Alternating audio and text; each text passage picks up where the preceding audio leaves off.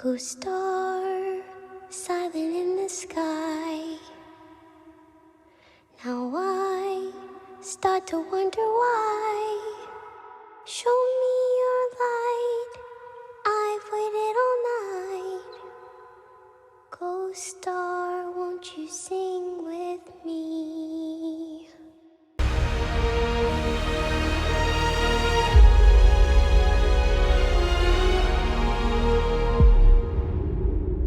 As Jedi Fallen Order came to an end, we were left with one final question. What is next for Cal Kestis and the Mantis crew? After years of speculation and as theories grew, many fans, including myself, were patiently anticipating the upcoming sequel. It wasn't long until Jedi Survivor was finally released on April 28, 2023. My hype was through the roof for Jedi Survivor, and the standards only got bigger. How is it possible that Respawn Entertainment could top an already beautifully crafted story? I soon got my answer. Even though Cal and his friends endured a lot of adversity, growth, and change from their previous journey, it is far from over, and more work is yet to be done, and Cal Kestis will go whatever lengths necessary to stop the Empire, to keep a single spark of hope alive. With his new crew by his side, anything seemed possible. However, that wasn't the case as time went on. The next chapter of these characters, and the player experiencing it, was the start of an even more intense undertaking of the hero's journey. But it wasn't going to be a smooth ending. Before I started the game, an eerie thought crossed my mind. How far was Cal willing to go to survive?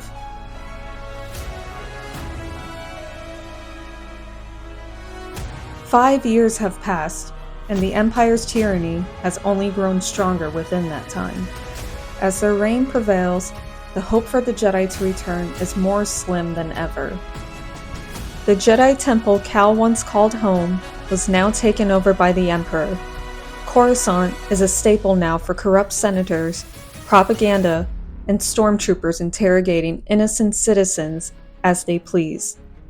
The dark times have certainly only worsened over the last 5 years, but that hasn't stopped Cal from giving up. Although the Empire took away his master, the Order, and his home, there's still one thing they don't have left: the strength to fight back. The once timid Padawan we knew on Braca all those years ago has now grown up into a fearsome Jedi survivor, brave enough to tackle any enemy that stands in his way, confident from the guidance and lessons he has learned from his masters and past experiences to push him forward. He still could use a little help, however, with his new crew, that is. Bode Akuna, Gabs, Bravo, and the Klatooinian twins, Koob and Liz, are prime examples that not everyone has given up the good fight. Each member coming from different backgrounds, teaming up to rebel against the Empire. It seemed like the perfect alliance for Cal. However, Senator Sejon wasn't the only one after our hero. Kestis! Open fire! Cal's past once again comes to haunt him as the dreaded Ninth Sister tracks him and his new crew down. And she's back with a vengeance. As his new crew is slowly picked off one by one, haunted memories from his trauma awaken. Only this time, he acts on his anger. It's time to set you free.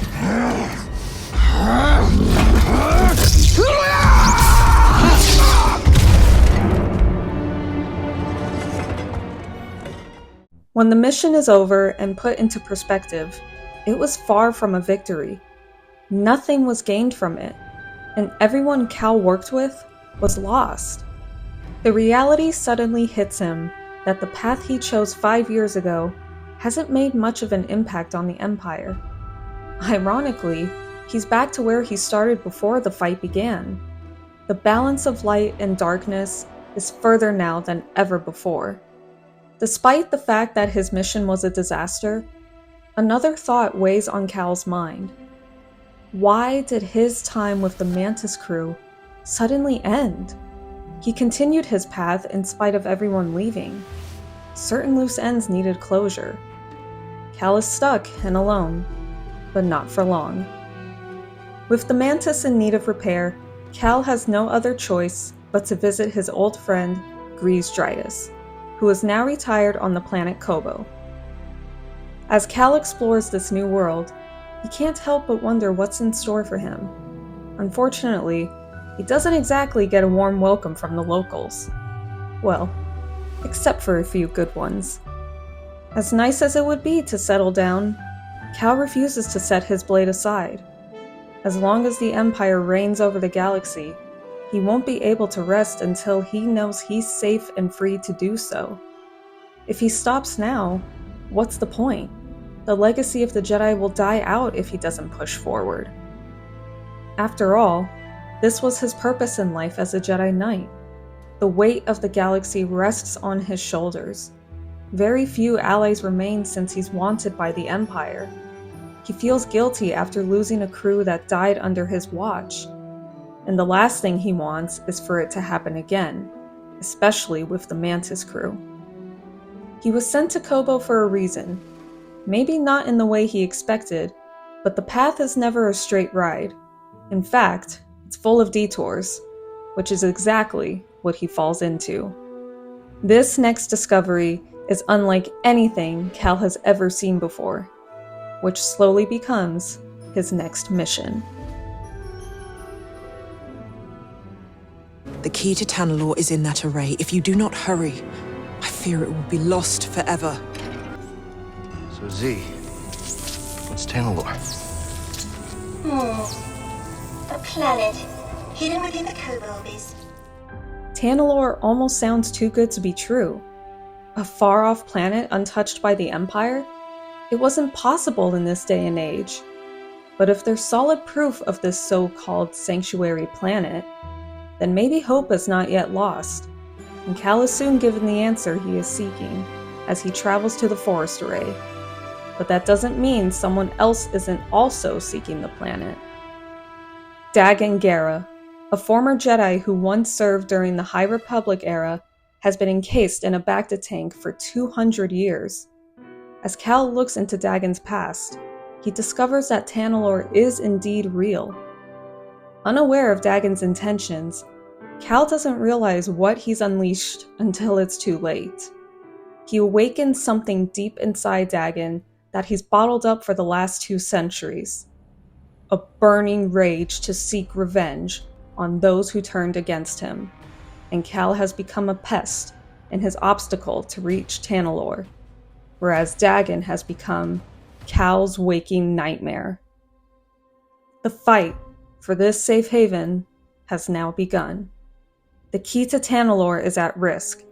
Dagan won't go down so easily, and neither will Cal. However, there are other ways to fight. There might just be another way to reach Tanalorr, and it starts by seeking out his old master, Seer Junda.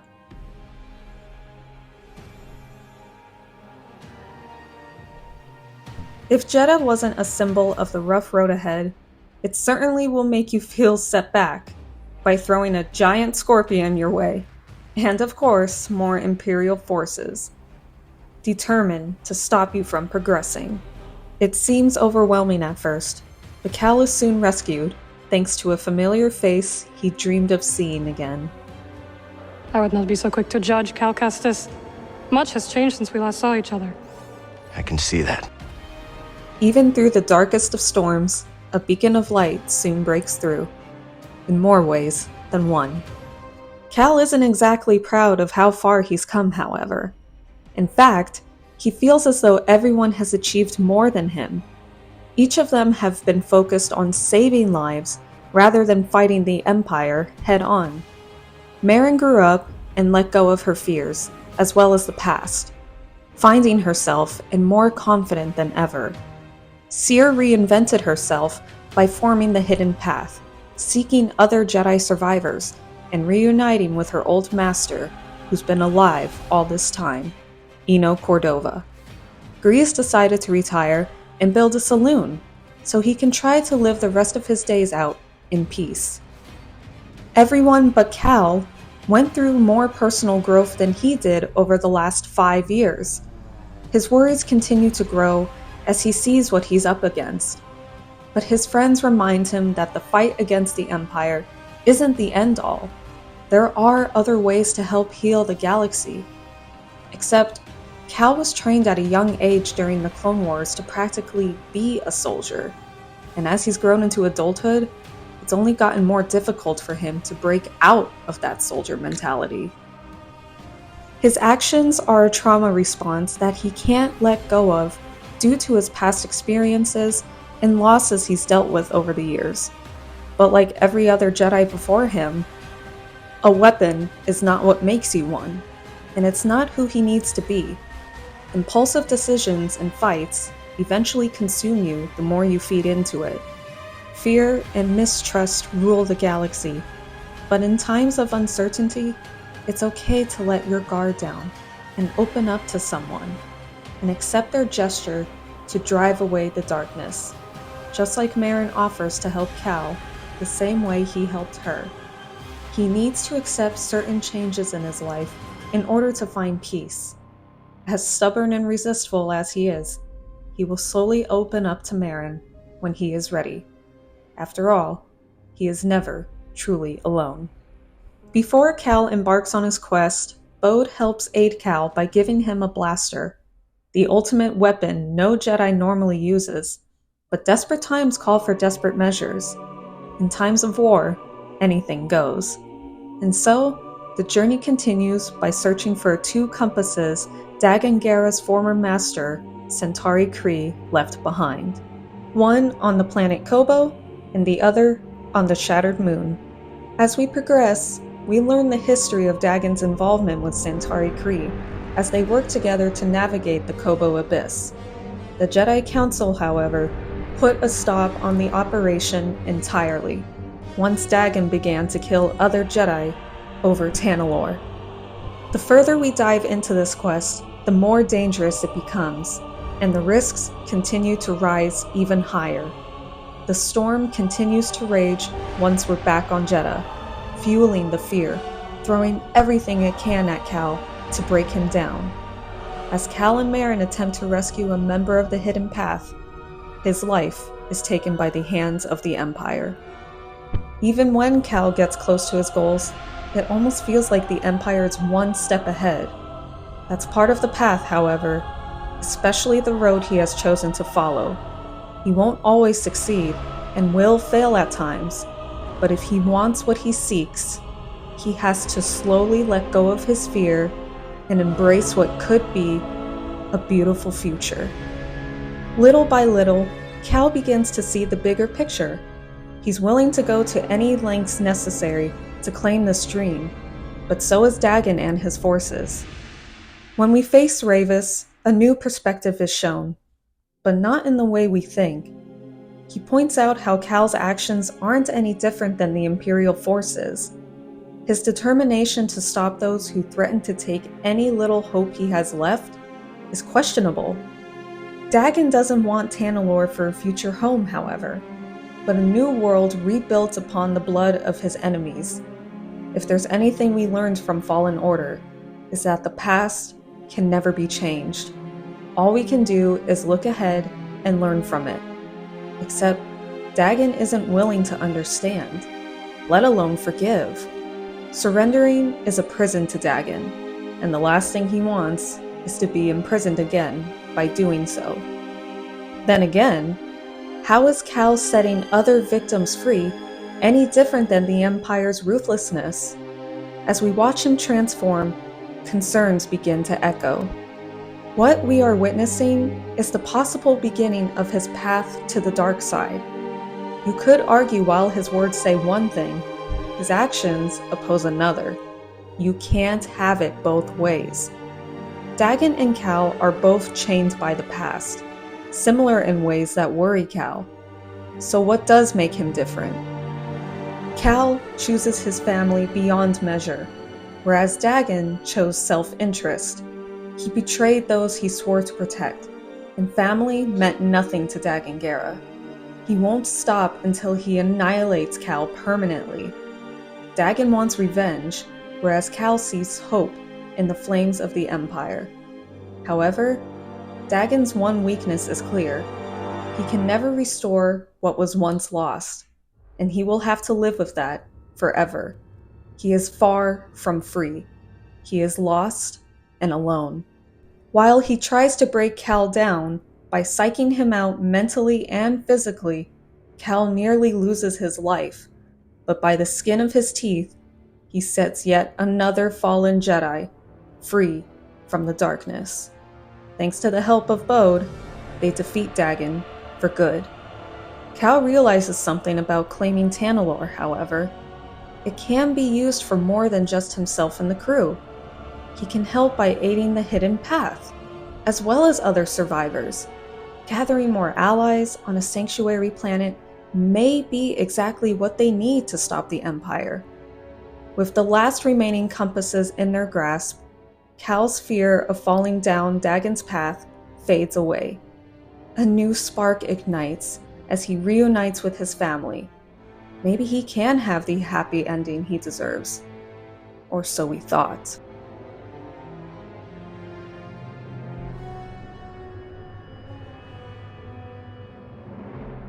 Get your people out.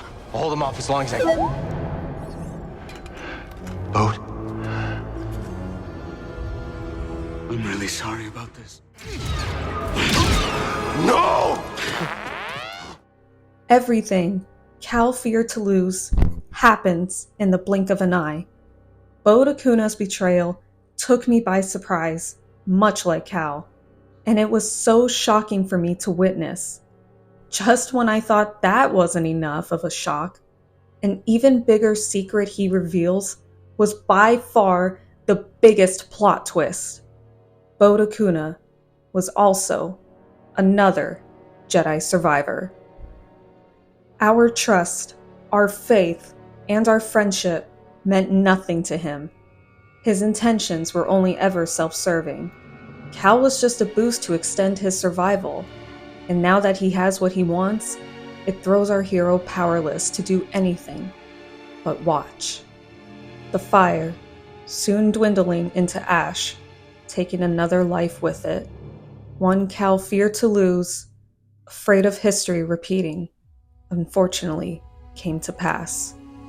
Cere's death was the most heart-wrenching moment to witness. Cal not only lost yet another mentor, but someone who sacrificed so much to teach him the ways of the Force and what it truly meant to be a Jedi Knight. Even when he needed to walk his own path, she didn't steer him away from it. It's the biggest tragedy in Cal's life, and he won't forgive himself for losing the one person he promised to protect and help. The second chance he fought so hard to gain is now gone, and Bode along with it. But not just yet. As we track down Bode on Nova Garen and confront him, we learn everything about his character, which looking back on is an even bigger twist when you realize the kind of man he is deep down inside. He tries to justify fatherhood for murdering and sacrificing others for his own selfish reasons, but also out of fear. After all, the Empire only let him live by giving him a job to track Cal and his crew down in exchange for protection. In Bode's eyes, it was a good thing that the Jedi Order was now gone. Bitter that it ruined his life by taking his family away. Cal knows the Jedi Order was far from perfect, but he believes that the legacy of the Jedi outweighs their failures. At this rate, what does it mean to be a Jedi? Can he still call himself one? Bode already sees Cal in Dagan's footsteps, the red glow behind the skill tree symbolizing Cal's flame, filled with rage that has only grown since our time on Coruscant. And it's nearly close enough to push Cal over the edge and break. All of the frustration, struggle, and exhaustion Cal has built up over the last 10 years finally unleashes. Seeing this side of Cal was truly terrifying. It's a side we've never seen before. We're not fighting the Empire out of pure survival, but instead out of hatred. And just as we're about to lose him, he snaps out of his rage as Merrin pleads for him to resist. Although Cal has temporarily stepped away from his weakened state, he broke the biggest code of all and used the dark side. As he prepares to travel through the abyss, he sets his feelings aside to focus on the task at hand. Against all odds, Cal, Merrin, and Grease navigate their way to Tanalorr. Despite all the pain and distrust Bode has caused, Cal and Merrin are willing to give Bode a second chance for the sake of Kata, but only if he's willing to accept the help of others, even if he doesn't deserve it. Unfortunately, Bode's mind is made up. A man Cal once called and looked up to as a brother is now willing to do whatever it takes to kill him. In a time of survival, Cal is left with no other choice but to stop Bode by any means necessary.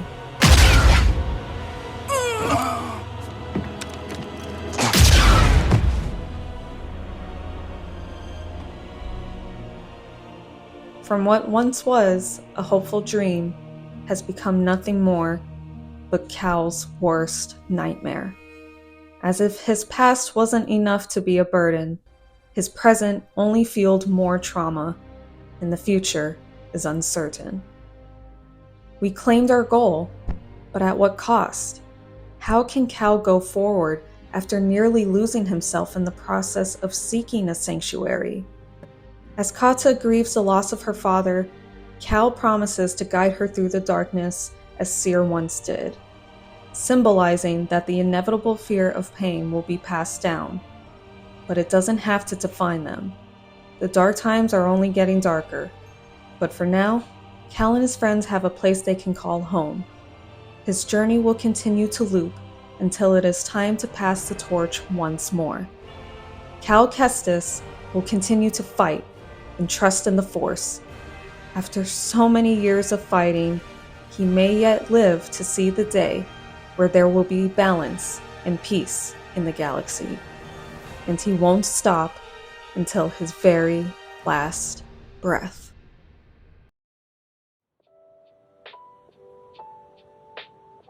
If it wasn't obvious by now, it's pretty clear to say that Jedi Survivor absolutely blew me away. The amount of emotions I had from start to finish was one of the most intense experiences I have ever had while playing a video game. While Fallen Order constructed the basics of what it means to be a Jedi, overcoming failure, and past trauma, Jedi Survivor takes it a step further by digging deep into the realities of a trauma response, external expectations we place upon ourselves, and how the decisions we make can greatly impact the course of our path. The truth is, there is no simple answer to figure out any problem in life, but how you react to certain situations is what determines the outcome. Cal Kestis has endured so much in his life, but as Merrin talks to Kata, she makes a valid point. Pain, fear, and loss doesn't have to define them, as long as they don't allow it to consume them. And as they continue to push forward, they will turn that pain into strength. This story also reminds us of something else. There is always someone out there who needs you just as much as you need them. By standing together, fighting together, and opening up to each other, that is where hope truly survives. The beginning of the end is near, but whatever happens next, I know it will be a journey we won't ever forget, and Cal Kestis will go down as one of the greatest Star Wars heroes in history.